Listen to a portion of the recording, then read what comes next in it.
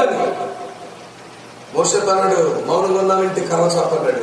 సముద్రం ఏమైపోయింది?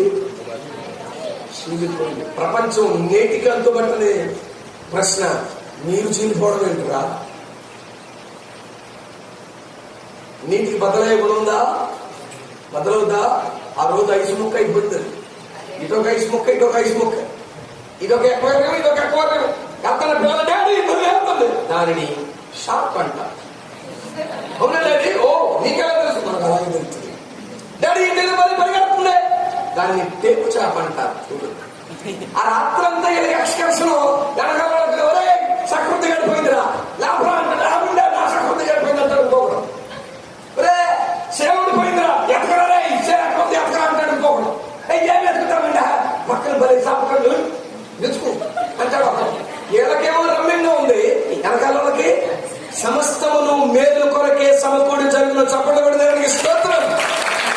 అగ్నిలో నడిచిన నేను కాలిపోలేదయ్యా, జలములలో వెళ్ళినా నేను కొనిపోలేదయ్యా, నీటి బావులకు మనసయ్యా, బావులకు మనసయ్యా, నీటి బావులకు మనసయ్యా, బావులకు మనసయ్యా.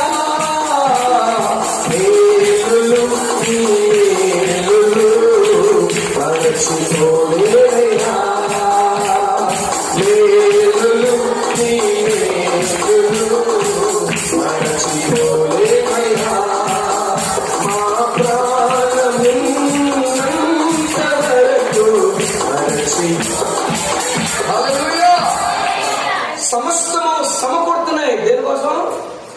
అమ్మో కూర్చో బిగిసిపోతుంది, రాలేమో బయటికి. బంగారు తల్లి, అది నీ క్షేమం కొరకేరా తమ్ముడా, అది నీ సౌఖ్యం కొరకే. సమస్తము సమకూడి మేలు కొరకే. రండి, ఏ రకమైన మేలు శ్రమలు నీకు చేస్తాయి? 3 ముక్కలు చెప్పి నేను ముగించేస్తాను ఈ పూట. 3 మాటలు. శ్రమ కలగటం వలన నీకు కలిగే మేలేంటో, మొదటి మేలేంటో చెప్పనా? సమయోచితమైన ప్రార్థనా పరునిగా నిన్ను మారుస్తుంది శ్రమ. శ్రమ శారీరక శ్రమ, మానసిక శ్రమ, ఆధ్యాత్మికంగా కలిగే శ్రమ. శారీరక, మానసిక, ఆధ్యాత్మిక శ్రమ. నీ మీదకి వచ్చే శ్రమ ఎటువంటిదైనా ఈ 3 రకాలే ఉంటాయి. అయితే శరీరాన్ని బాధిస్తుంది, లేదా మనసును బాధిస్తుంది, లేదా నీ ఆధ్యాత్మిక జీవితాన్ని బాధ పెట్టేదిగా ఉంటుంది. ఈ 3 తరగతుల శ్రమలో ఆ శ్రమ నీకు సంభవించడం వల్ల ఆ శ్రమలో దేవుడు నీకు నేర్పేది ఏంటో తెలుసా? నిన్ను ఏమని తయారు చేయాలని దేవుని ఆశ తెలుసా? సమయోచితమైన ప్రార్థన పరునిగా, పరురాలిగా చేయటం దేవుని ఉద్దేశం. వినండి, యోబు మీదకు వచ్చిన శ్రమ అప్పటి నుండి ఇప్పటి వరకు మనుషులు ఎప్పటి మీదకి రాలా. ఈ భూమి మీద శ్రమను అనుభవించిన వారిలో యోబు అంతటి భయంకరమైనటువంటి శ్రమలు నాటి నుండి నేటి వరకు అనుభవించిన వాడు మరొకడెవడో యేసయ్యను మినహాయిస్తే మరెవరూ అటువంటి శ్రమను అనుభవించలేక వెళ్ళాలి. అతని శరీరం ఎలాంటి శ్రమ వచ్చాడు? ఒక్క రోజులోనే ఆస్తంతా పోయింది. ఒక పూట ఒకడొచ్చి ఇప్పించే సమాధానం చెప్తున్నాడు, వీళ్ళు గొడ్లు ఎత్తుకుపోయారు. అయ్యా గొర్రెల మందు 3 దిక్కులుగా వచ్చారు, 3 విధాల సమాచారం, ఆస్తి నష్టం. మరొకడు వచ్చాడు, చల్లని పూట వచ్చాయా విషాదకరమైన వార్త అన్నాడు. ఏంటన్నా? ఏమి లేదయ్యా. ఇంకేమి లేదురా పోగొట్టుకోవడానికి? ఏం లేదు, నీ పెద్ద కుమారుని ఎంత కుమారులు కుమార్తెలు కలిగి భోజనం చేస్తా ఉన్నారు, నిన్ను విరిగి పైకప్పు విరిగి వారి మీద పడింది, ఉన్న వదుతున్న ఒక్కడు కూడా బ్రతకుండా అందరూ చచ్చిపోయారు. ఏం దేవుడు, మాయదారు దేవుడు అని బాగుకున్నాడు. గుండెలో యెహోవా ఇచ్చెను, ఆయనకే మహిమ కలుగును కాక. అనగలుగుతావు ఈ మాట? అంత మాత్రమే కాదండి, అప్పుడు అనలేదు ఆయన మాట. ఆ తరువాత మనస్సు నలిగిపోయింది, ఏం చేయాలో అర్థం కావట్లా. మానసిక వేదన. ఆస్తి పోతే ఇవాళ కాబట్టి రేపు సంపాదించుకోవచ్చు, పిల్లలు పోతే ఎదిగొచ్చిన పిల్లలండి క్షేమస్థితి దాటిపోయింది, మనస్సు నలిగిపోతుంది, ఏం చేయాలో అర్థం కాని పరిస్థితి. ఇంట్లో ఉన్నాడు, ఉన్నటువంటి శరీరానికి తెలియని బొబ్బలు బయలుదేరాయి, తెలియని పుండ్లు. ఆ పుండు పెరిగి రసికారణం మొదలెట్టింది. ఆ రసికారణం స్థితి ఎంత దయనీయమైందంటే ఇంటిలో కూర్చోలేని, తన వాసన తానే భరించలేనటువంటి భయంకరమైనటువంటి కంపు కొట్టే స్థితిలో బ్రతుకుండగానే కంపు కొడుతున్నాడండి అతను. బ్రతుకుండగానే తన వాసన తను భరించలేక ఇంటోళ్ళకి ఆవగింపుగా ఉంటాడని ఇంటి నుంచి బయటకు వెళ్ళి బూడిదలో కూర్చున్నాడు దేవుని బిడ్డలారా. బూడిదలో ఎందుకు కూర్చున్నాడో చెప్పనా వినండి. పూర్వకాలంలో ఎవరికైనా రోగం వచ్చి ఎవరిని మంచం పట్టిన కాంట్రించి ఉమ్మేస్తే ఉమ్ము వాసన వచ్చేది. వాసన రాకుండా ఎదురు పెద్దలు ఏం చేస్తుంటే కచ్చిక తెలుసా? కచ్చిక అంటారు ఇక్కడ అంటే పిడకలు ఉంటాయి. పిడకంటారా? రైట్. పిడకలు కాలిపోయిన తర్వాత వచ్చేది బూడిద. దాన్ని కాలిపోయిన దాన్ని మేము కచ్చిక అంటాం. ఆ కచ్చిక బూడిద ఉంటుంది, అది ఒక గిన్నెలో తీసి అటువంటి వారి దగ్గర పెడతారు. అది కాంట్రించి ఉమ్మేస్తే ఆ ఉమ్మి వాసన రాకుండా, ఇది యాంటీబయాటిక్ లా పనిచేస్తుంది. ఉమ్మి వాసన రాకుండా బూడిద చేస్తుంది. ఇప్పుడు ఈ దేహం నుంచి వచ్చే కంపు ఇంటిలో ఉన్నవాడు భరించలేడు. భార్య మిగిలింది, తన కంపు తానే భరించలేకపోతున్నాడు. తన భార్యకి ఎందుకు యావగింపుగా ఉండాలని బయటకు వెళ్లి బూడిదలో కూర్చున్నాడు. కూర్చున్నవాడు ఇంకా ఎంత దయనీయమైన పరిస్థితికి వచ్చేస్తాడు అంటే దైవ బిడ్డలారా, తను దేహానికి ఎత్తున్నటువంటి దురద, ఆ గోక్కోడా కూడా చేతులకు శక్తి లేక, శక్తి చాలక తన గాయాలను కుక్కలు నాకితే ఉపశమనం పొందడానికి కుక్కలకు వదిలేశాడండి. శరీరాన్ని ఎవరికి వదిలేశాడు? గోక్కోవడానికి కూడా చేతులకు బలం లేదు. పుండుకు ఉపశమనం పొందడానికి కూడా పుండు మీద వేలు వేసి చూడడానికి కూడా వేలు వేయమంటుంది మనస్సు, చేయలేగట్లేదు. అంత నిస్సహాయకులనికి దిగజారిపోయాడు, నిస్సహాయకులనికి పోయాడు. కుక్కలు నాకుతా ఉంటే కనీసం మీరన్నా నాకు ఉపశమనం కలిగించండి అన్నట్టుగా కుక్కలు నాకుతున్నాయి. కుక్కలు నాకడానికి బట్టి జరిగే ఉపశమనం రావడంతో చెప్పనా వినండి. నీ శరీరం మీద రసికారుతుందనుకో, ఆ దేహం రసికారుతున్న చోట కడగకపోతే నీకు ఎంత చిరాకుగా ఉంటుందో తెలుసా? ఆ దేహం మీద గాయం. అవునా? రసికారుతున్న చోట ఏం చేయాలి? మనం కడుక్కోవాలి, ఎప్పటికప్పుడు కడుగుతాం. లేకపోతే మన శరీరానికి మనకు అసహ్యం అనిపిస్తుంది.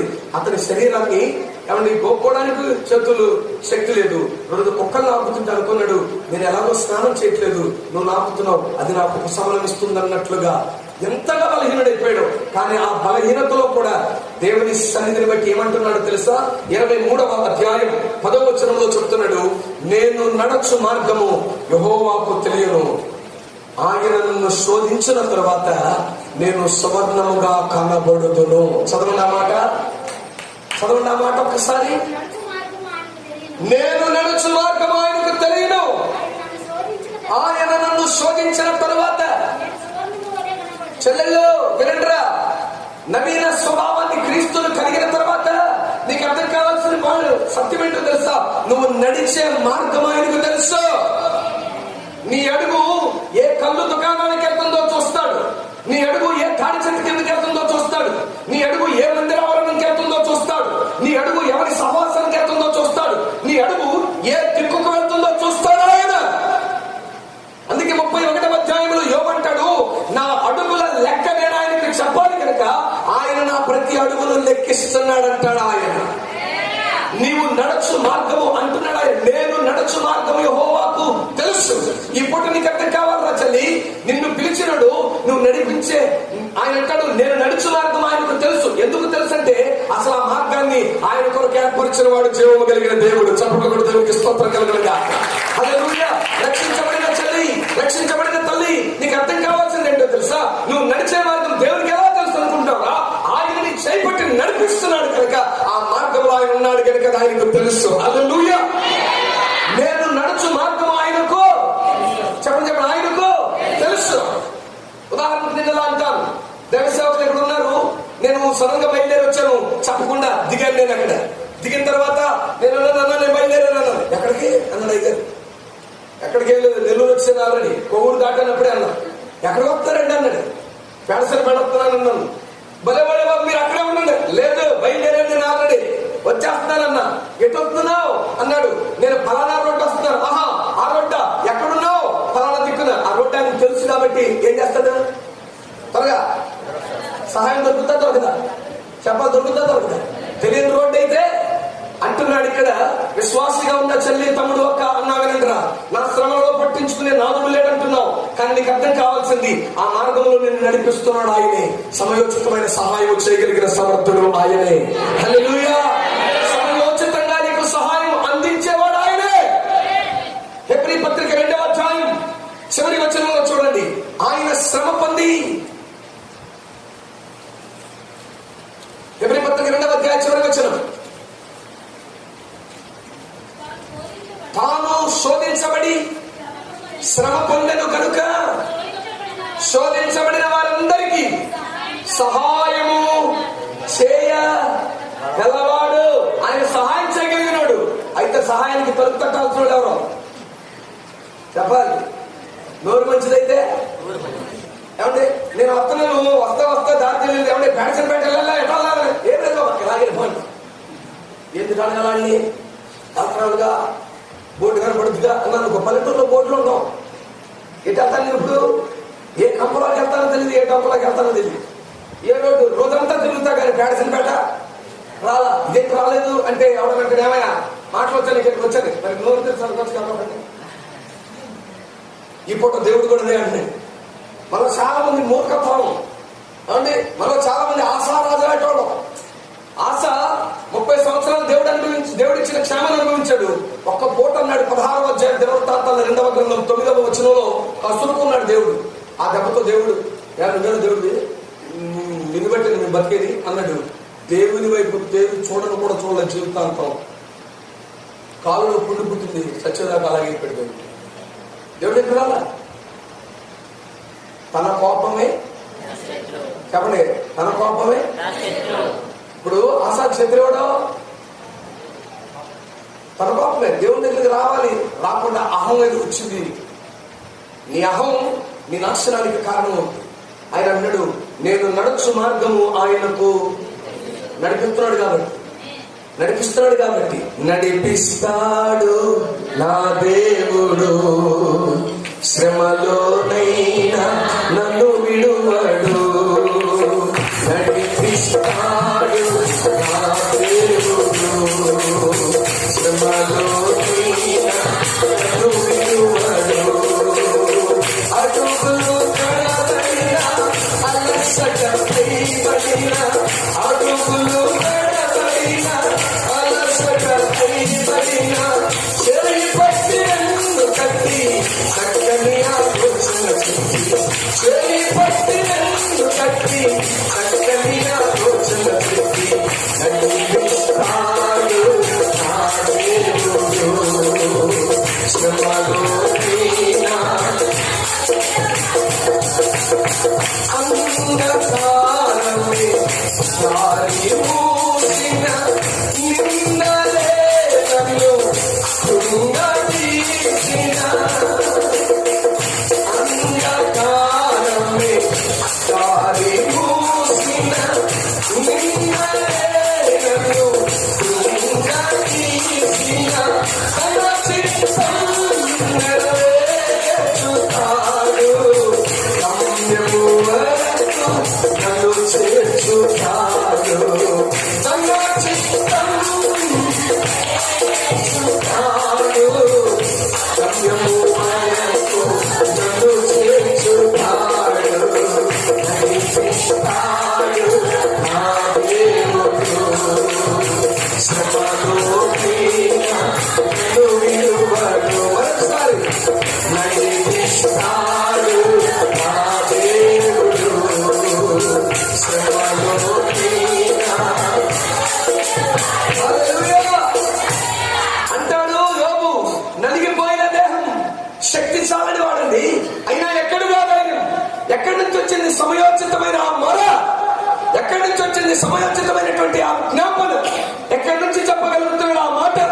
నేను నడుచు మార్గం ఆయనకు తెలుసు, ఆయన నన్ను శోధించిన తరువాత. ఎంత అద్భుతమైన మాట! ఎవరు నిన్ను శోధిస్తున్నారు? జీవము గల దేవుడు. ఎందుకు? నీవు సువర్ణము కావాలి. చెప్పగల దేవుడికి స్తోత్రం కలుగునుగా. ఆయన చూస్తున్నాడుగా. శ్రమను నీ మీదకు పంపినోడు, శ్రమను నీ మీదకు అంగీకరించినోడు ఆయనే. శ్రమలకై నీ ఇంటి తలుపు తీయించినోడు ఆయనే. ఆ శ్రమ నీకు మేలు. ఏ రకంగా మేలు? రండి, ఈయన శరీరం నలిగిపోయింది. మనలో కూడా చాలా మంది దేహం నలిగిపోయినప్పుడు దైవ సేవకులు లాంటి వాళ్ళు వచ్చి అమ్మా ప్రార్థన చేసుకో, ఆయన నేను విమోచిస్తాడు, నీ పరిస్థితి బాగవుద్దంటే అంటావు. ఓపిక లేకపోయినా తలూపి అలాగే అంటావు. ఓపిక లేకపోయినా అని అంటావు. అని జీవనయ్య గారు లాంటి వాళ్ళు అన్నా ఎక్కడి నుంచో ఓపిక చెప్పుకుని అని అన్నా అంటావు. ఆ తర్వాత అయ్యగారు వెళ్ళిపోయిన తర్వాత నీ భార్య నీ పిల్లలు నీ పక్కన కూర్చొని అయ్యగారు చెప్పారుగా, ప్రార్థన చేయమని చెప్పారుగా అంటే ఇప్పుడు పళ్ళు కొరకతో మొదలెడతామ్మా.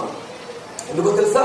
అరే ఓపిక ఉన్నంత వరకు నేను చేసింది అదే, ఇప్పుడు ఓపిక లేదుగా. ఇప్పుడు జరిగేది ఏంటో చెప్పనా? నిన్ను ఎందుకు దేవుడు అంతగా ఓపిక కోల్పోయేటంతగా ఎందుకు దేవుడు నిన్ను శోధనకు అప్పగిస్తాడో, శ్రమకు అప్పగిస్తాడో చెప్పనా? దీనికోసం చదవండి ఇప్పుడు రోమాపత్రిక 8వ అధ్యాయం 26వ వచనం. రోమాపత్రిక 8:26. అటువలే ఆత్మయు మన బలహీనతలను చూచి సహాయము చేయుచున్నాడు. ఏలైనగా మనము యుక్తముగా ఎలాగూ ప్రార్థన చేయవలెనో మనకు తెలియదు గాని ఉచ్చరింప శక్యము కాని మూలుగులతో ఆత్మ తానే మన పక్షముగా విజ్ఞాపన చేస్తున్నాడు. ఆమేన్. ఎవరు చేస్తున్నాడు విజ్ఞాపన? ఇప్పుడు ఆత్మదేవుడే తానే మన పక్షముగా తండ్రి అయిన దేవునికి విజ్ఞాపన చేస్తున్నాడు. వాటి వండర్ అండి. అన్నా శారీరకంగా ఎంతగా నరక్కొట్టి ఆయన పట్టాల్సిన పని ఏంట్రా? ఏంటో చెప్తా. నువ్వు శారీరకంగా కనుక నరక్కపోతే, నీ ఆరోగ్యం బాగుండకపోతే, నీ ఆరోగ్యం బాగుండి పరిస్థితులన్నీ బాగుంటే నువ్వు అడిగేదంతా నేల దరిద్రమేగా. దేవుడి దగ్గరికి వచ్చి అడిగేదంతా దరిద్రమే. నేల నాకునే, నేల ఉన్నది కావాలంటే ప్రభా ఆయన పక్కింటోడు ఇల్లు కట్టుకున్నాడు, ఆయన జగన్ గారు చెంటున్నారు భూమి ఇచ్చాడు, కానీ ఒక ఇల్లు మొక్క కూడా లేదు ప్రభా. ఎప్పుడూ ఆయన ప్రభు ఇవ్వను ఆయన. మనం అడిగింది ఇదే కదండి. ఆలోచించండి బిడ్డారా. ఇల్లు లేకపోతే ప్రభా చచ్చిపోయేలోపు నేను ఇల్లు చూస్తానంటావా నాయన? ప్రభా మా అన్నదమ్ములు అక్కడ అందరికీ సొంత ఇల్లు ఉంది కానీ ఆయన నాకు అసలు ఇల్లే లేదు. ఆయన ఇల్లు కట్టుకోవడానికి సహాయం చేయ ప్రభా, సహాయం చేయనా? ఇదొక బాధ అయితే ఇంకోటి బాధ ఏంటో తెలుసా? ప్రభా పిల్లలు పెద్దోళ్ళు అయ్యారయ్యా, మంచి చదువులు చదివించో, ఉద్యోగాలు లేవు ఆయన, విషయాలు ఆయన. నువ్వు లేపబడింది క్రీస్తుతోనేనా? క్రీస్తుతో కూడా లేపబడిన వాడు పైనున్న వాటినే. పరస్య పత్రిక 3వ అధ్యాయం 1వ వచనం. క్రీస్తుతో కూడా లేపబడిన వాడు పైనున్న వాటినే వరకండి. అక్కడ క్రీస్తు తండ్రి కుడి పార్శ్వమున. నీ శరీరం బాగున్నంత వరకు నువ్వు అడిగేది నేల మీద ఉన్న దరిద్రాలే. నీ శరీరం బాగోకపోతే నీ చూపు ఎక్కడ ఉంటుంది? ఏనండి, పంది బతికినంత కాలం దాని చూపు ఎక్కడా? అక్కడ పర్లేదు. పంది దాని చూపు ఎప్పుడైనా పైకి చూసిందేమో చూడండి. పంది నివాసించి గమనించండి. రోజు అన్నం గంటే ఇప్పుడు గమనించండి. చూస్తా ఉంటే దాని బతుకులో ఏనాడు పడుకున్నప్పుడు కూడా పైకి చూడదు. కనీసం కన్నుని పైకి చూద్దాం అని కూడా రాదు దానికి. ఎప్పుడో కింద చూపే. కానీ ఓ ఆదివారం వస్తుంది, శనివారం సాయంత్రం పట్టే వాళ్ళు వెళ్తారు. వెళ్ళి 4 కాళ్ళు కట్టేసి ఆ కాలు సందులో కర్ర వెళ్తారు. ఈడో భుజం మీద ఆడో భుజం మీద మోసుకెళ్తారు. తీసుకెళ్ళి పిల్లరా ఇక్కడో కర్ర పాతి పెట్టి కింద మంటాడుతూ ఉంటే పైకి చూస్తా ఉంటాం అనుకుంటా. అమ్మా మళ్ళీ ఉందరా పైన ఇక బతుకంతా అక్కడే బతుకుతాం అనుకుంటాం. దానికి బతికెళ్తే ఇంకక్కడ బతకడానికి ఆలోచించి ప్రకృతి ప్రిమిటం జరుగుతారు. మనం కూడా అన్ని బాగున్నప్పుడు ఆయన ఇక్కడ చూస్తామండి. చూద్దామా? ఒక చిన్న మాట చెప్తా చూడండి. ఒక రాజు గారు, ఆయనకి తన వారందరినీ జీవించాలని నాకు ఆశ ఉంది. రాజు ఆశనటువంటి రాజు ఏం చేశాడంటే మంత్రి గారిని పిలిచి, నా ప్రజలు దరిద్రతలో ఉన్నాడు, ఇలా ఉన్నాడు, నాకు నచ్చలేదు, వాళ్ళని ఆశీర్వదించాలని ఆశపడతాను అన్నాడు. ఏం చేద్దామండి అన్నాడు. ఏం లేదు, ఖజానాలో ఉన్నటువంటి డబ్బు ఒక్కొక్కడికి ఇంత అని చెప్పి ఊరి మీద ఉన్న వారందరికి పంచాను. మంత్రి గారు భలే ఊడిపోయి పంచేస్తే ఖజానా లొట్ట అయిపోద్ది. రేపు దాడి ఎవడన్నా శత్రువు దాడి చేసినా ఆయుధాలు తయారు చేసుకోవడానికి డబ్బు గత ఏముండదు. ఇంకేమన్నా ఒకవేళ ఆహార పదార్థాలు అయిపోతే పంచడానికి ఏమన్నా తెలివి తక్కువ ఆలోచన వద్దండి అని. మరి ఏం చేద్దాం? ఏం లేదు. దూరా మైదానంలో కనుక స్తంభాన్ని నిలబెట్టినట్టు ఈయన అంటాడు, నేను ప్రజలకు చాటింపిస్తా. చాటింపించి రోజు 3 రోజులు రావాలగా రోజు వచ్చి రాజుగారి కోట నిలబడి ఒక అరగంట సేపు పైకి చూడాలి. మనం చాట్ నుంచి చూద్దాం. ఎవడు బాగా పైకి చూద్దాం అన్నాడో అన్ని మనం పిలిచి గిఫ్ట్ ఇద్దాం అన్నాడు. పైకి ఇదేదో బాగుందా అన్నాడు రాజుగారు. ఇదేదో బాగుంది అన్నాడు. సరే చాటింపు చేశాడు. జనాలందరూ అన్నారు, రాజుకి ఏమంటే కనబలిసినోడు తిని కూర్చుంటున్నాడు, మనం వచ్చినాయి ఇలాంటి పనికిమాల ఆలోచన కాకపోతే మంచి ఆలోచనలు ఆడతాయి అనుకున్నారు. అనుకున్న తర్వాత సర్లే రాజు తలుచుకుంటే దెబ్బలకి కొద్దిగా రాజుగారు ఆజ్ఞ కదా సరే అని వచ్చారు. మొదటి రోజు పైకి చూస్తా ఉన్నారు. సెలవుకి వచ్చేస్తుంది. ఏమండి ఒక ఎవరస్తున్నారు పక్కన, ఏంటో మనకి ఇవ్వాలా అంది. రాజుగారు ఏంట్రా చాటుగా చూస్తున్నారు. కాసేపు పైకి చూసారు. అందరూ ఎవడు మాడన్నాడు, కింద చూసుకుంటే ఎవడు ఆడితే ఉంటే రాజుగారికి బాధేసింది. నేను నాశనం తిద్దాం అనుకున్నాను, నా వైపు చూస్తే బాగుందనుకున్నాను, వీళ్ళంతా నేల చూపునే చూస్తున్నారే అని ఏం చేశాక అమ్మాయి ఇట్లా అన్నాడు రాణిగారిని. రాగానే మెడలో హారం తీసి పైనుంచి ఎవరి గుంపు అక్కడ ఉంటే పక్కన వేసాడు. ఏరిగానే ఒక ఎవరిస్తున్నారు డబ్బని నా మీద కూర్చోగానే పక్కన పెద్ద అమ్మో సోయొచ్చి పడిపోయింది, ఎవరి పిల్లలు లేపడ్డాడు. సోయొచ్చి ఎండకు సమస్యలు పడిపోయింది, లేపండి ఎవరిస్తున్నారు అంటే లేపుతండి నీరు గారి మనకి లెగట్లా. ఎందుకు లెగట్లా? కిందే ఉంది. అది ఆమెకి తెలిసిన చుట్టుపక్కల వాళ్ళకి తెలీదు. లేకపోతే లెగట్లా అసలు. లేకపోతే లెగుతానే అంటుంది అని చెంది షాట్ని జాగ్రత్తగా తీసుకుని చున్ని షాట్ పెట్టుకుని జాగ్రత్తగా వచ్చేసింది. పాపం డేలాగా వచ్చేసింది. ఆమె దొరికింది. రాజుగారు అనుకున్నాడు పైనుంచి చేశారు, ఎక్కడి నుంచి వచ్చిందో కూడా చూడకుండా చెంగునెట్టుకు వెళ్ళిపోయినట్టు రాజు అనుకున్నాడు. ఆ తర్వాత సరే యవనస్తుల మధ్య ఎవరిని వేద్దాం అనుకుని ఆయన మెడలో మరుసటి రోజు ఆయన మెడలో తెలియజేసే ఇంకానే ఇడు అన్నాడు. అప్పుడు ఏట్రా బాగా ఉన్నావు కదరా, ఏమైందిరా? ఏం లేదు, ఒకే దగ్గర నిలబడి కాలు కథలు తిమ్మిరెక్కినట్టుంది, అక్కడ నిలబడ్డాను అన్నాడు. అవతల కథలు డౌట్ చూస్తానే ఉన్నాడు, కానీ ఆహారం కనపట్లేదు. కాలు ఎట్టేసాడు దాని మీద. అతను జాగ్రత్త కింద కొరిగాడు, జాగ్రత్త తీసుకున్నాడు, జేబులో పెట్టుకుని వెళ్ళిపోయాడు. ఇప్పుడు రాజుగారు, మంత్రి గారు, రాణి గారు అందరూ చూస్తున్నారు. వీడు కూడా పైకి చూసిన వైనో లేదు. సరే యవనస్తులంతా అయిపోయింది, నడివేసి పెడుతున్నాడు. ముసలిళ్ళంతా పైకి చూస్తారేమో అని చెప్పి చూస్తా ఏమండి మంత్రి గారు మెడలో మిగిలిపోయింది. ఇప్పుడు తీసాడు, అక్కడ వేసాడు. ముసలి ఉన్నటువంటి దాంట్లో దాన్ని పడింది. పడగలుగురే ముసలం అయిపోయినట్టుందిరా, అయిపోయినట్టుంది లేపనాడు అంటుంది. ఎదిగినావు ఏం అవ్వలేదు అంటున్నాడు. జాగ్రత్తగా తీసుకుంది, గొడ్లో పెట్టుకుంది. ఎవరు కనపడకుండా వచ్చేసింది. రాజుగారికి ఏం చేయాలో అర్థం కాలేదు. మిగిలిన వాళ్ళందరూ అక్కడే ఉన్నారు. రాజుగారికి ఎక్కడ కోపం వచ్చింది. అప్పటికి ఒక తొలకరాయి కనబడింది. బ్యాటరీ కొట్టాడు, ఒకటి తగిలి రక్తం వచ్చేది. ఎవరు రా కొట్టింది? అప్పుడు దాకా ఎక్కడ చూసారు? అప్పుడు దాకా పైకి చూసినాడు ఎవడో. శ్రమ కలుదొక్క మునుపు నేను త్రోవ విడిచి తిరిగాను, నీ కట్టడలు నేర్చుకున్నట్లు శ్రమ నుండి ఉండుట నాకు మేలాయను. చెప్పబడి దేవుడికి స్తోత్రం. శ్రమ కలుదొక్క మునుపు త్రోవ విడిచి తిరుగుతాం. ఆయన కట్టడలు నేర్చుకోవాలంటే శ్రమ నుండి ఉండుట ఎంత మేలు. నిన్ను శారీరకంగా నిరసించేటట్టుగా దేవుడు ఎందుకు చేస్తాడు తెలుసా? శారీరకంగా నువ్వు బలం ఉంటే శరీరానికి కావాల్సిన అడుగుతున్నావు. శారీరకంగా బలాన్ని కొలిపోతే ఆత్మ కొరకు ఆరాటపడతాం. బైబిల్ అంటుంది, అటువలే ఆత్మయు మనము యుక్తముగా ఎలాగో ప్రార్థించాలో చేత కాదు గనక ఆత్మ మనపక్షముగా తానే ఎలాగో ప్రార్థన చేయాలో. అందుకే సామెతల గ్రంథకర్త అంటాడు, సమయోచితమైన మాట చిత్రమైన పండెంలో ఉంచబడిన బంగారు పంట లాంటిది అన్నాడు. సమయోచితమైన ప్రార్థన కూడా అలాంటిదే దేవుని బిడ్డ. సమయోచితమైన ప్రార్థన అలాంటిదే. దేవుని దగ్గరికి వచ్చి నువ్వు ఎలాగ ప్రార్థన చేయాలో నీకు చేత ఉంది కనుక యుక్తమైన ప్రార్థన అంటే శ్రమ నీకేమి నేర్పిస్తుంది చెప్పండి? శ్రమయుక్తమైన. ఎప్పుడు నేను బలహీనుడను అప్పుడే క్రీస్తు శక్తిని బట్టి నేను బలవంతుడని అన్నాడు పౌలు.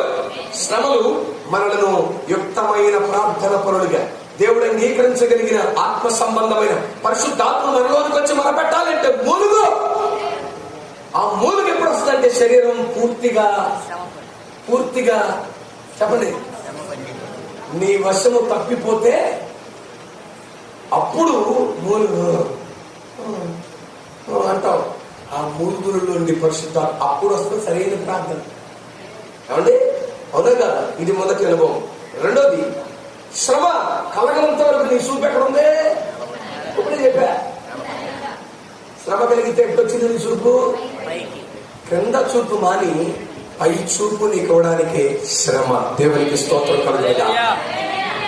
అలాగే పైకి చూసినాడు అప్పుడు అన్నాడు 73వ సంకీర్తన 25వ చరణంలో, ఆకాశమందు నీవు నాకుండగా ఈ లోకములోనిది ఏదియో నాకు అక్కర లేదు అన్నాడు. ఎవరైనా ఆశాపయ్య.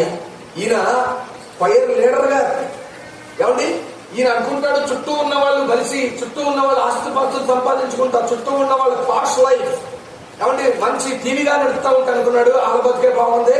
పొద్దున వచ్చి కంచి పెట్టుకుంటున్నాను, పొద్దున వచ్చి తంబు పెట్టుకుంటున్నాను, పొద్దున వచ్చి ఏమండి జాజ్ పెట్టుకుంటున్నాను, పొద్దున వచ్చి రథం బాక్స్ పెట్టుకుంటున్నాను, పొద్దున వచ్చి మై కట్టుకుంటున్నాను. నా బతికే బాగా ఉంది మైకాసురుడు లాగా. వాళ్ళ బతికే బాగుంది అన్నాడు. ఆ తర్వాత వాళ్ళ బ్రతుకుని దేవుడు చూపించాకంటాడు. చదవండి ఆ మాట. లేదా 73వ సంకీర్తన 25వ చరణం, ఆకాశమందు నీవు తప్ప నాకెవరున్నారు? నీవు నాకుండగా లోకములోనిది ఏదియో నాకు అక్కరలేదు. ఎప్పుడు అనిపిస్తుంది? ఎటు చూసినప్పుడు అనిపిస్తుంది? అదనమాట. ఆకాశంలో చూస్తే ఎవరు ఉన్నారు మీకోసం. మనకు ఆకాశంలో ఎక్కడ చూసేస్తాం? ఏమండి ఆకాశంలోకి ఎక్కడ చూసామండి? మనం చూసాం చెప్పండి. ఆకాశముందు నీవు తప్ప నాకెవరున్నారు? నాకెవరున్నారయ్యా?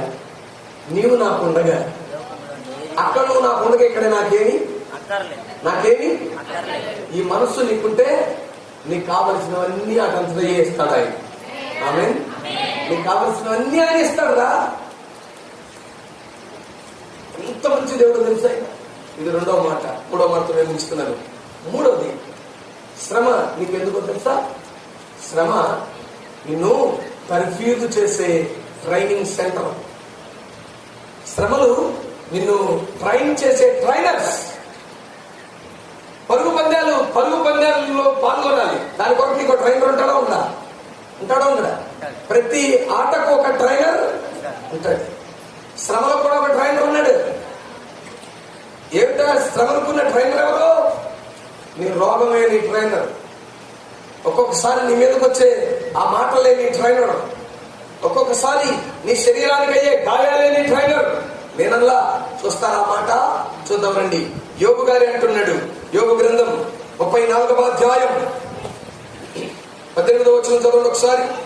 నీవు పనికి మాలిన వాడవని. 16, 15 చదువు. మంచము మీద 33:15.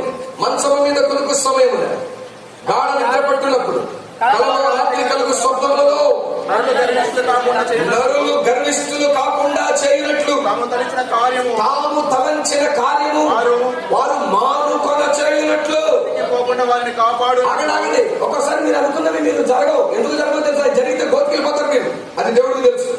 రేపటిలోనికి తొంగి చూడగలిగిన వాడు మీరే ఎవరు ఉంటే స్తోత్రం చెప్పండి. లోకం మీద నాకు తెలుసు బాబు, రేపటిలోనికి తొంగి చూడగలిగిన వాడు నేను ఎరుగుతున్న వాడు ఎవరు ఉంటే స్తోత్రం చెప్పండి. రేపటిలోనికి తొంగి చూడగలిగిన వాడు నన్ను విమోచించినవాడు ఒక్కడే అంటే చప్పట్లు కొట్టి దేవుని స్తోత్రం చేస్తాడు. రేపటిలోనికి తొంగి చూడగలిగిన వాడు, ఒక క్షణంతో తొంగి చూసి చెప్పగలిగిన వాడు ఆయనే కాదా? నువ్వు గోతికి పోతావు అది పనిచేస్తే, కత్తివాత పడిపోతావు ఆ మార్గంలో వెళ్తే. అందుకే ప్రయాణాన్ని ఆపేశాడు ఒక్కోసారి. అందుకే ఆ ఉద్యోగాన్ని ఆపేశాడు నీకు. అందుకే ఆ పెళ్లి ఆపేశాడు నీకు. అందుకే ఆ సంబంధాన్ని ఆపేశాడు నీకు. అందుకే ఆ ఇల్లు కొని కూడా ఆపేశాడు నీకు. అందుకే లంచం ఇచ్చినా ఆ ఉద్యోగం దొరికేస్తా తెలిసిన డబ్బు సమకూర్చలేదు నీకు. గోతికి పోతావు, కత్తివాత పడి కోల్పోతావు. అది నీకు నేర్పిద్దాం. మందిరానికి రమ్మంటే మందిరానికి రావు. ఏం చేస్తాడు? చదువులాని కిందకు కత్తి వలన నశింపకుండా వారి ప్రాణము తప్పించినట్లు ఆయన వారి చెవులను తెరవ చేస్తాడు. వారి కొరకు ఉద్దేశము ఆయన వారి కొరకు ఉపదేశమును సిద్ధపరచును. వ్యాధి చేత మంచమెక్కును. ఉపదేశం సిద్ధపరిచాడు. రే నేను సిద్ధపరిచింది ఇందులో రండిరా అంటే చుట్టాలు వచ్చారయ్యా. ఆదివారం పరీక్ష ఉందండి, ఆదివారం ఉద్యోగం ఇంటర్వ్యూ ఉందండి, ఆదివారం భవన అండి. సిద్ధపరిచింది విందుని కానీ రా అంటే రావు. అప్పుడు ఎక్కడెక్కించాలో పోయినసారి చెప్పే మాటలు మీకు గుర్తులేవు. ఆవిడ మనసును పొడుగు పెట్టారు. ఎవరయ్యా బాబా కాకపోతే పేపర్ చేస్తాను ఆయన. నేను రాను. నువ్వు రానంటే బతికి వెళ్ళిపోవాలన్నా ఏమన్నా పెట్టావా? నేను బాబు క్షమించుకోవడం పోయిపోయింది ఆయన. నువ్వు వచ్చి మొరపెడితే వెళ్ళిపోవద్దు బాబా. నేను వచ్చి మొరపెట్టను. 4 మాటలు చెప్తావా వింటావా? వింటాను బాబా రా నాయన. అప్పుడు కూర్చోబెట్టి వింటా ఉంటే చెప్తా ఉంటే నీకు అర్థమవుతుందా? నీకు ఉపదేశం సిద్ధపరిచి రారా కూర్చోంటే కూర్చో. చెప్పడానికి ఒకసారి పిల్లలకి నా కూతురికి భోజనం అన్నం తినిపిస్తా ఉంటుంది. ఆవిడ తినిపిస్తా ఉంటే అది ఒక ముద్ద పెట్టి అంటా ఉంటే బాబా దాన్ని తీసుకురా ఉంటుంది. తీసుకొచ్చి ఒక ముద్దెట్టింది అటు వెళ్ళిపోతా ఉంటుంది. అతనికి నేను వస్తే నాకు నేను చిరాకు పడతానని డాడీ దాన్ని తీసుకురా అంటారు. ఆ డాడీ వస్తాడు. ఎందుకు మాట్లాడి తిరుగుతావు? దగ్గర కూర్చోలేదంటే తాత అంటుంది. ముద్ద పెట్టుకుంటుంది. మళ్ళీ అటు పరిగెట్టుంది. ఇంకా తీసుకురావడానికి డాడీ లేడు. నన్ను అంటానికి నీకు ఇద్దరు పెడుతున్నవాడా? ఇప్పుడు పాపం వస్తుంది. తల్లి రాలే అంటాం. నాకు నిలబడి దగ్గర తర్వాత పట్టుకుని ఉంటుంది. ఇప్పుడు సైలెంట్ చెప్పండి సైలెంట్ గా. అప్పుడు దాకా ఏం చేసింది? అటు ఇటు ఒకటేమన్నా ఏం చేస్తే నీకు ఎలా ఇస్తే ఎలా కూర్చుంటావు? ఆయనకి బాగా నీకు ఒకటి ఇచ్చాడంటే చచ్చిపోవాలని ఇవ్వలేదు ఆయన. స్తోత్రం చెప్పు. నువ్వు నేర్చుకోవాలని ఇచ్చాడు. నువ్వు మంచం ఎక్కుతున్నావా? రోగంతో మంచాన్ని పెట్టావా? ప్రభా ఏదో నేర్పిద్దాం అనుకుంటావుగా, నేర్పించని అడుగు. ఇది సమయోచితమైన ప్రార్థన. అంతేకాదు తీసైనా ఆయన రోగాన్ని తోసైనా ఆయన పాత పెట్టే తొక్కైనా ఆయన ఇది కాదు నువ్వు అడగాల్సింది. అయినా ఈ రోగాన్ని బట్టి నన్ను మంచం ఎందుకు ఎక్కించావు? ఏమి నేర్చుకోవాలి నీకు ఇచ్చావు, నేర్చుకోవడానికి నేను నీకు సమయం ఇవ్వలేదయ్యా, నేర్చుకుంటాను, నేర్పించవా? నేర్పించాల్సింది నేర్పిస్తాడు. ఎలా వచ్చిందో అలా ఎగిరిపోద్ది అంతే. చప్పట్లు కూడా దేవునికి స్తోత్రం కలుగుగా. ఎలా వచ్చిందో అలా ఎగిరిపోద్ది. నువ్వు నేర్చుకోవాల్సింది నేర్చుకుంటే. అది కాకుండా తీసేయి తోసే తొక్కే అంటే అస్సలు అవ్వవు. తీసేయి తోసే అంటే తీసేయి తోసే నాయన ఏమి నేర్పిస్తా ఉన్నాను, అదిరా కొడుక, అది అసలు విషయం. నేర్పిస్తానా అంటాడు. నీకు శ్రమ అది నీ ట్రైనింగ్ సెంటర్. ఏమేన్ మీరు అడగొచ్చు ఒక మాట, అన్నా టీటీసీ చెప్తే స్కూల్లో టీచర్ అవుతామన్నా, బీటీహెచ్ చెప్తే పాస్టర్ అవుతామన్నా, వెల్డింగ్ నేర్చుకుంటే వెల్డర్ అవుతామన్నా. ఇదేం ట్రైనింగ్ అన్నా? ఈ శ్రమంలో ట్రైనింగ్ అయితే మేము ఏమవుతామన్నా? చెప్పండి, శ్రమంలో ట్రైనింగ్ అయితే మనం ఏమవుతాం? ఏమవుతాం? ఆయన సింహాసనమునకు వారసులు అవుతాం. దేవునికి స్తోత్రం కలుగునుగా. హల్లెలూయా. దేని కొరకంటే మనకి ట్రైనింగ్? దేని కొరకు? ఎందుకొరకు ఒక్క మాట చెప్పి నేను ముగించేస్తాను. ఎందుకు ఈ శ్రమల ద్వారా నీకు ట్రైనింగ్ అంటే, ఈ ట్రైనింగ్ నీలాంటి వేల మందిని నీవు సమాధాన పరచడానికి ట్రైనింగ్ ఇది. కొరింథీ 2వ పత్రిక 1వ అధ్యాయం 3వ వచనం. కొరింథీ 2వ పత్రిక 1వ అధ్యాయం 3వ వచనం. సమస్త కనికరము చూపు తండ్రి, ఆదరణను అనుగ్రహించు దేవుడు స్తుతింపబడును గాక. చదవండి. కొరింథీ 1:3. కనికరము చూపు తండ్రి, సమస్తమైన ఆదరణ అనుగ్రహించు దేవుడు, మన ప్రభు అయిన యేసు క్రీస్తు తండ్రి అయిన దేవుడు స్తుతింపబడును గాక. దేవుడు మమ్మును ఏ ఆదరణతో ఆదరించుచున్నాడో ఆ ఆదరణతో ఎలాంటి శ్రమలలో ఉన్న వారినైనా ఆదరించడానికి శక్తి గలవారమగునట్లు ఆయన మా శ్రమలంతటిలో మమ్మల్ని ఆదరిస్తున్నాడు. చాలా ఇది మీకు అర్థమయ్యేటట్లు చెప్తా వినండి. శ్రమలు నీకు ఎందుకు ఇస్తున్నాడో తెలుసా? ఆ శ్రమలో నువ్వు తీసే తోసే తొక్కే అనడానికి కాదు, ఆ శ్రమలో నీకు ట్రైనింగ్ ఇస్తాడు. ఆ ట్రైనింగ్ ఎందుకో చెప్తాను. రేపు అదే విధమైనటువంటి శ్రమలు ఎవరన్నా వచ్చాడు అనుకోండి ఆదరించడానికి. ఉదాహరణకి ఇలా అంటాను, ఎవరికో నేను 2 లక్షలు ఇచ్చాను, ఇస్తానన్నా, దానిలో ఎంతన్నా ఇచ్చేస్తానన్నాడు. మాట లేదు, పత్రం లేదు, ఇంకొకటి సాక్షి లేడు, నేను పత్రం రాయించలా. 2 ఏళ్ళు ఇస్తానన్నాడు, 3 ఏళ్ళు నేను దిక్కును చోట చెప్పు అన్నాడు. అయ్యగారి దగ్గరికి వచ్చా, అయ్యా అలా ఆయన నేను డబ్బులు ఇచ్చాను, నన్ను ఇలా మోసం చేశాడంటే, అయ్యగారు నిన్ను కూడానా అన్నాడు అనుకో, నా సమస్యకు సగం పరిష్కారం దొరికేసింది. ఏమంటే నిన్ను కూడానా సమస్యకు సగం పరిష్కారం దొరికిందని ఎందుకన్నా చెప్పనా? ఆ బాధ ఎలా ఉంటుందో, బాధ ఎరిగినోడి దగ్గరికి వచ్చి బాధ చెప్పుకున్నాను, నాకు నెమ్మది దొరుకుతుందా దొరకదా? మన దేవుడు చాలిన దేవుడు. ఆయన దగ్గరికి వచ్చి నేను మోసపోయానంటే ఆయన ఏమంటాడు తెలుసా? నువ్వు కూడానా అంటాడు. కానీ అవునా అంటావు. నువ్వు కూడానా అంటే వెంటనే నీ బాధ మర్చిపోయి అంటావు. నువ్వు కూడా అనడం ఏంటి తెలుసా? నిన్ను కూడా మోసం చేశారా? ఎందుకు చేయలేదురా? 3.5 ఏళ్ళు నా కంచంలో తిన్నారు, నాతో పడుకున్నాడు, ఒకడు నాతోనే ఉన్నాడు, నా ఆత్మను సమపాళ్ళు వాడి మీదకి ఇచ్చాను, కానీ నన్నే సిలువకు వెండి నాణ్యానికి అమ్మేశాడు రా మోసగాడు. అవునయ్యా, నీ బాధ ఏమైపోయింది ఇప్పుడు చెప్పాలి? పోయిందా? నెమ్మది దొరికిందా? మీలో చాలా మంది అనుకుంటారు తిమోతి లాంటోళ్ళం మనం. తిమోతి అనుకున్నాడు, పౌలైన మా గురువు గారు నిజంగా దేవుడి భక్తుడైతే మాటికి శ్రమలేంటి, మాట్లాడితే చరసాలేంటి, అదే పౌలు పెద్ద గొప్ప భక్తుడు కాదేమో అనుకున్నాడు, అదే పౌలు అంతటి నమ్మకస్తుడు కాదేమో అనుకున్నాడు. కానీ ఆ తర్వాత అంటున్నాడు, ఇదిగో మేము ఈ శ్రమలు ఎందుకు అనిపిస్తున్నామో తెలుసా తిమోతి? ఈ శ్రమల ద్వారా నేను అనేకులను ఆదరించగలిగిన వాడైన అవడానికి అనేకమైన శ్రమల గుండా ఆయన నన్ను తీసుకెళ్తున్నాడు. దేవునికి స్తోత్రం. లోకంలో 2 రకాల డాక్టర్లు ఉంటారు. ఒకటి ఫిజిషియన్ అంటాం. ఫిజిషియన్ అనే మాట మీరు ఎప్పుడైనా విన్నారో లేదు? ఫిజిషియన్ అంటే ఏం చేస్తాడు తెలుసా? నాడి పట్టుకుని రోగం ఏంటో చెప్తాడు, అది ఏ రోగం అని ట్రీట్ చేసేస్తాడు. కానీ ఇప్పుడు అతను లేదు. ఇప్పుడు అతను కళ్ళకు బాధ ఉందనుకో, వెళ్ళి కాళ్ళోడి దగ్గరికి వెళ్ళి, బాబా కళ్ళ బాధ నేను కాళ్ళు ఇరిగిపోతే చూస్తానా, నేను కళ్ళకు చూద్దాం, కళ్ళ డాక్టర్ కూడా ఉన్నాడు అంటాం. కాళ్ళు ఇరిగిపోయినాడు చర్మ డాక్టర్ దగ్గరికి వెళ్ళి, బాబా నన్ను చూడాలని కాడమే, చర్మ మీద రోగం వస్తే చూస్తాను, నేను డెర్మటాలజిస్ట్నే కానీ నేను ఆర్థోపెడిషియన్ని కాదు, నేను అప్థాల్మాలజిస్ట్ని కాదంటాడు. కానీ వినండి, నా యేసయ్య సేవకుడిని కానీ, ఆయన ప్రేమించే తన శిష్యులు అనబడినటువంటి తన విశ్వాసులు కానీ, ఆయన అనేకుల కొరకు ఆదరణకర్తగా మిమ్మల్ని ఉంచాలి అనుకుంటే అనేక శ్రమల గుండా మీరు వెళ్ళాలి. ఈ ఈ శ్రమలో ఎందుకు ట్రైనింగ్ ఇస్తున్నాడో తెలుసా? ఈ ట్రైనింగ్ ద్వారా నువ్వు దేనికి మాస్టర్ అయిపోతావంటే, ఆ శ్రమలు కలిగిన వాళ్ళు నీ దగ్గరికి వస్తే ఆదరించగలిగిన శక్తివంతుడు అవుతావు. మీకు మంచి మాట చెప్పనా? ఈయనకి ఎందుకన్ని శ్రమలు, ఆయనకి ఎందుకన్ని శ్రమలు అంటే, రేపు చర్చిలో ఉండేవాళ్ళు రకరకాల బాధ బలహీనలతో ఉండేవాళ్ళు ఉంటారు, రకరకాల పరిస్థితులు గుండా వచ్చేవాళ్ళు ఉంటారు. ఆ పరిస్థితులన్నింటినీ ఓదార్చగలిగిన కృప వీళ్ళకు ఉండాలంటే, ఆ పరిస్థితుల గుండా వీళ్ళు ఏం చేయాలి? నడిపించబడాలి. అందుకే పౌలు అన్నాడు, అనేకులను మేము ఆదరించగలిగినట్లు మా శ్రమలన్నిటిలో మేము ఆదరించే శక్తి గల వారమగినట్లు మమ్మల్ని ఆదరిస్తున్నాడు. చప్పట్లు కొట్టి దేవునికి స్తోత్రం కలుగునుగాక. హల్లెలూయా. ఓ మాట శుద్ధిగా చెప్తా, నువ్వు అనేకులను ఆదరించగలిగిన దానిగా నువ్వు ఉండాలి అంటే, ఆదరణకర్త అయిన పరిశుద్ధాత్మ దేవుడు ఆ స్థితిని, ఆ స్థానాన్ని నీకు ఇవ్వాలని ఇష్టపడుతున్నాడు. ఆయన వల్ల ఆదరించగలిగే ఆ కృప నీకు ఇవ్వాలని ఇష్టపడుతున్నాడు. అలా ఉండాలి అంటే శ్రమల గుండా నువ్వు వెళ్తున్నప్పుడు, నాన్న దీనిలో నాకు ఏదో నేర్పించు. ఎందుకో తెలుసా? నువ్వు నేర్చుకున్న తర్వాత ఆ శ్రమ నీకు ఎందుకు అంటే, ఆ శ్రమ, అలాంటి శ్రమ కలిగిన వాళ్ళే ఎవరో నీ దగ్గరికి రాబోతున్నారు. అలాంటి శ్రమ కలిగిన వాళ్ళే ఎక్కడెక్కడో నెమ్మది కోసం వెతుకుతున్నారు. వాళ్ళు ఆ నెమ్మది నీ దగ్గరే ఇప్పిద్దామనేది దేవుని ఆశ.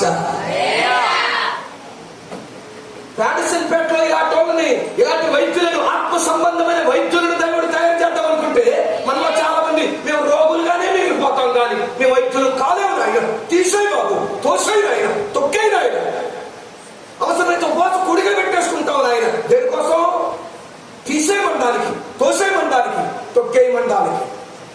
కాదురా చెల్లి, కాదురా అన్నయ్య, అక్క, తమ్ముడా వినట్టురా. శ్రమలు బైబిల్ మిషన్ వ్యవస్థాపకుడైనటువంటి ఏమంటే దేవదాసయ్య గారు, బొంగమూరి దేవదాసయ్య గారు బొమ్మ దగ్గర కూర్చున్నాడంట, శ్రమలారా రండి రండి రండి. ఎందుకో తెలుసా? శ్రమలు అనేకమైనటువంటి ఆ శ్రమల గుండా నువ్వు పోతున్నప్పుడు అనేకులను ఆదరించగలిగిన ఆదరణకర్తమైపోతావు. దేవునికి స్తోత్రం కలుగునుగాక. హల్లెలూయా. అలాంటి మహానుభావుడు పరిచయం చేశారు కాబట్టి స్వస్థశాల అయిపోయిందా. అనేక శ్రమల గుండా ఆయన వెళ్ళాడు, అందుకే అనేకులకు ఆదరణ దొరికే స్థలం అయిపోయింది. అయితే ఇప్పుడు నేనంటాను, అదే జీవాన్ని జీవం కలిగిన దేవుడు నీ సేవకుల్లో నింపాడు. దేవునికి స్తోత్రం కలుగునుగాక. హల్లెలూయా. అలాంటి ఆలోచన చేత నిన్ను నింపాలని దేవుడు ఆశపడుతున్నాడు. కానీ మా వద్దులే బాబా, ఆదరించడానికి మాకు అయితే అక్కడ ఉన్నాడు కదా సార్. దేవుడు అంటాడు, బోధించే బోధకులు అనుభవంతో బోధించే వాళ్ళు తక్కువైపోయాక నేను నీకు అనుభవాన్ని నేర్పిస్తా. శ్రమల గుండా వెళ్ళినప్పుడు మన ప్రార్థన ఏమైనా చెప్పండి, ఏమి నేర్పిస్తావో నేర్పించయ్యా. ఎక్కడ నేను పడిపోయాను, ఎక్కడ మార్గం తప్పాను, అయ్యా నీకు ఎక్కడ ఆయాసాన్ని కలిగి చేశాను, నేర్పించయ్యా, నేర్పించయ్యా, నేర్పించయ్యా. నువ్వు అడగాల్సింది నేర్పించు, నేర్పించు, నేర్పించే. నువ్వు నేర్పించమని కోరిన తర్వాత నేర్పవలసింది నువ్వు నేర్చాక, నేర్పించవలసింది నీకు నేర్పించాక ఎలా వచ్చిందో అలా మాయమైపోద్ది నీ బలహీనత, ఎలా వచ్చిందో అలా మాయమైపోద్ది నీ శ్రమ, ఎలా వచ్చిందో అలా దాటిపోద్ది నీ ఎదురున్న విపత్తు. హల్లెలూయా. నేర్చుకొనుటకు నీ యొద్ద యేసు కూర్చునే విందునయ్యా, నేర్చుకొనుటకు నీ యొద్ద యేసు కూర్చునే విందునయ్యా. నేర్పించు యేసయ్యా మంచి బోధకుడా, నేర్పించు యేసయ్యా, నేర్పించు యేసయ్యా. నేర్చుకొనుటకు నీ యొద్ద యేసు కూర్చునే విందునయ్యా. హల్లెలూయా. నీ శ్రమ ముగించుతున్నాను. 3 మాటలు మళ్ళీ తిరిగి జ్ఞాపకం చేస్తున్నా. నీ శ్రమ నీకు మేలు. చెప్పండి, పక్కోళ్ళని కట్టి హృదయపూర్వకంగా చెప్పండి. చెప్తే హృదయపూర్వకంగా చెప్పండి, లేకపోతే మౌనంగా కూర్చోండి. అన్న నా శ్రమ నా మేలు కోసం, తమ్ముడు నా శ్రమ నా మేలు కోసం. హృదయపూర్వకంగా నమ్మి చెప్పండి. ఏ రకంగా మేలంటారా? సమయోచితమైన ప్రార్థన. సమయోచితమైన ప్రార్థన దేవుడు నాకు నేర్పించడానికి ఆ శ్రమనిచ్చాడు. రెండవది, నేను ఎల్లప్పుడూ ఆయన తట్టు చూడడానికి. ఎవరి తట్టు? జ్ఞాన చూపులు చూసే జీవి కాదు మనం. పందులవే ఒకప్పుడు గొర్రెలుగా మార్చాడు ఆయన. కాపరి వైపు చూసే కృపనిచ్చాడు. నీ చూపు కాపరి వైపు ఉండాలి. మూడవది, అనేకులను ఆదరించే కాపరి వంటి ఆదరణకర్తగా నువ్వు మారిపోవాలి. తండ్రి ఆశ ఏంటో తెలుసా? యేసుక్రీస్తు రూపాంతర పనులోనికి మనం రావాలి. యేసయ్య అనేకులను ఆదరించే ఆదరణకర్త ఆయన. అలాంటి వారిగా మనం ఉండాలనేది దేవుని ఆశ. సమయోచితమైన ప్రార్థన ఏమండి, యుక్తముగా ఎలాగో ప్రార్థించాలో నేర్పిస్తుంది శ్రమ.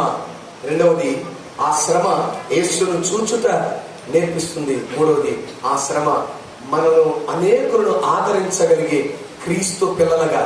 చివరి మాట చెప్తాను, జీవం కలిగిన దేవుడు అన్నాడు, సమాధాన పరచువారు ధన్యులు, వారు దేవుని కుమారులు అనబడుదురు అన్నాడు. నేను దేవుని పిల్లలు అవ్వాలంటే ఆదరిస్తాడు, సమాధాన పరుస్తాడు ఆయన. అదే ఆదరణ మన ద్వారా అనేకులకు ఇవ్వాలని దేవుని ఆశ.